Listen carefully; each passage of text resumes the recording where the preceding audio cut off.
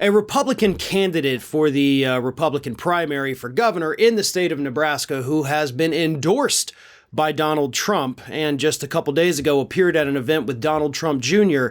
has now been accused by 8 different women of groping them since 2017. So over the last 5 years, 8 women that we know of, because that's all that's come forward. One of them, by the way, a Republican state senator from Nebraska, says that this man, Charles Herbster, either touched them inappropriately over their clothing, and one says that he actually forcibly kissed her. Now, let me read this. The original report, of course, from the Nebraska Examiner. But here's this. Republican State Senator Julie Salma, the only woman who agreed to be publicly named by the Examiner, alleged that at an event in 2019, Herbster reached up her skirt and touched her without her consent while she was walking by him. Several other women made similar allegations to the Examiner, saying that Herbster touched them without their consent during interactions at Republican campaign events or fundraisers or beauty pageants where Herbster served as a judge.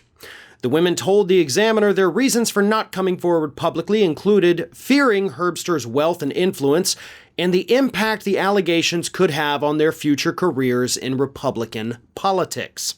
They also cited concerns about how their family or community would react. The 2 women said they were still considering filing police reports, and others said the incidents had affected their interest in politics or led them to seek therapy.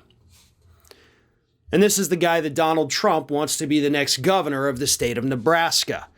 Now, Herbster, of course, is in a crowded Republican primary field, but last I've seen, he's actually doing fairly well.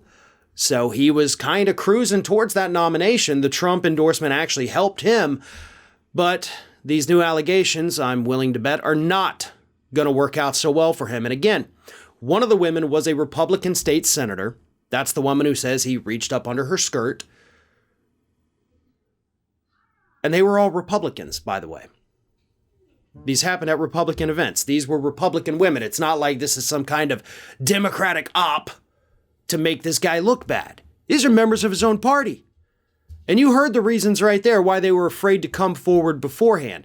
Because Herbster happens to be the CEO of a very successful company, Conklin. It's a manufacturing company. So the guy's got tons of money, hugely influential in Republican politics in Nebraska.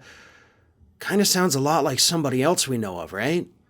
Guy with a lot of money, running a company, just abusing his power left and right with women because, hey, when you're rich, they let you do it. Herbster sounds exactly like the kind of guy Donald Trump would not only endorse, but probably hang out with on the weekends. But here's the thing. Herbster is now the 3rd Republican that has faced very serious allegations of abuse of some kind that Trump has endorsed this cycle. So far, we had Sean Parnell up in Pennsylvania. Oh, well, he got accused of abuse and had to drop out of the race. Then we've got Eric Greitens over in Missouri. Oh, well, he's got very serious allegations of abuse against him that might tank his campaign. And now Herbster. Trump is literally picking the worst, most abusive people you could imagine in saying, I want these people to be in office. Tells you a lot about Donald Trump, right? He may not have known about these allegations. I think the Greitens ones, everybody kind of did have inklings about it. There were warning signs there. But I don't think it's coincidence that Donald Trump keeps being drawn to people that turn out to be abusers. Hey everyone, this is Aspen. And did you know that for the low cost of $0 per day, you can subscribe to the Fair and Balanced YouTube channel? We also encourage you to like, comment, and share. But again, click that subscribe button and help Aspen not be so grumpy.